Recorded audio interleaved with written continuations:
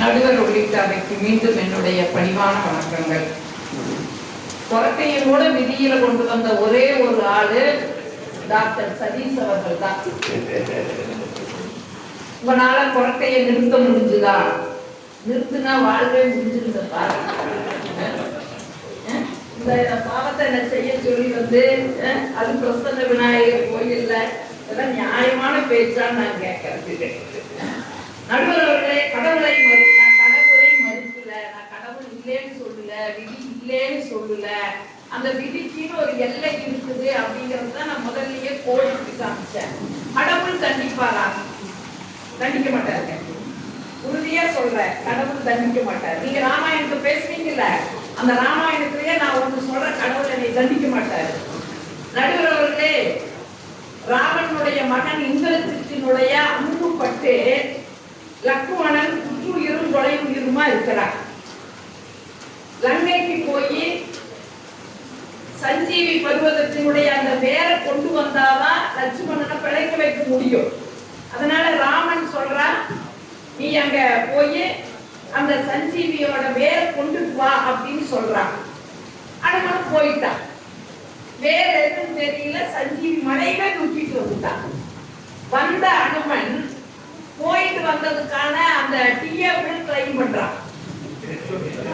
நான் போயிட்டு வந்த செலவுக்கு எனக்கு டிஎஃப் கொடுங்க அப்படின்னு கிளைம் பண்ணான். அக்கௌண்டன்ட் இல்லைன்ட்டார், தர முடியாதுன்ட்டார். ஏன் தர முடியாதுங்கிறதுக்கு அவர் ஒரு 3 காரணம் சொன்னார். ஒரு காரணம், அன்றைய அரசன் பரதன் கிட்ட அனுமதி வாங்கல. நாடு விட்டு நாடு போகணும்னா நம்ம இது வாங்கணும் இல்லைங்களா? என்ஓசி வாங்கினாலே நம்ம எல்லாம் வெளிநாடே போக முடியும். 40 நாளைக்கு முன்ன நம்ம போடணும். அது அங்க சரியா வந்தாலும் நம்ம வெளிநாடு போகிறோம், என்ஓசி வாங்குவோம். பரதன் கிட்ட வாங்கல. 2வது காரணம், இவர் 4th கேட்டகரி பணியாளர் அனுமன். 4வது பிரிவை சார்ந்தவர்கள் வான்வழி போறதுக்கு அனுமதி கிடையாது. அதனால ரிஜெக்ட். இன்னொன்னு, திருப்பி வரையில ஓவர்லோட் எடுத்துட்டு வந்தார். அதனால கொடுக்க முடியாது போட்டார். அனுமன் வருத்தப்பட்டு வந்து ராமன் கிட்ட கேட்டாங்க. இப்படி சொல்லிட்டாங்க. ராமன் ஒரு கையெழுத்து போட்டு கொடுத்தாரு, ஒரு கன்சிடர் பண்ணுங்க அப்படின்னு கொடுத்தாரு.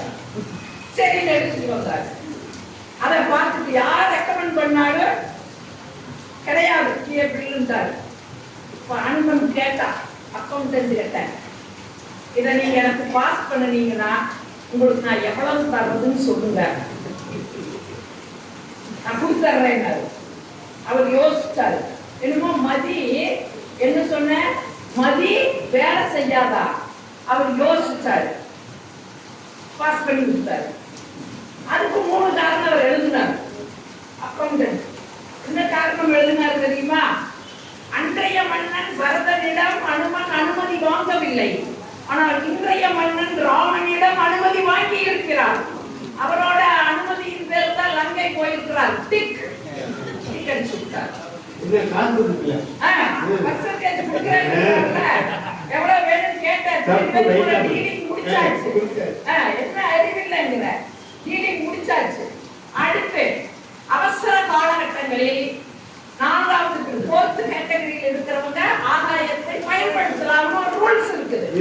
அதனால இது அவசர உயிர்காக்கிற மருந்தெடுக்க போயிருக்கிறாரு. சோ டிக்கு ஓவர் லக்கேஜ் வேண்டாம்னாருல, அதுக்கு அவர் அதுல எழுதினாரு.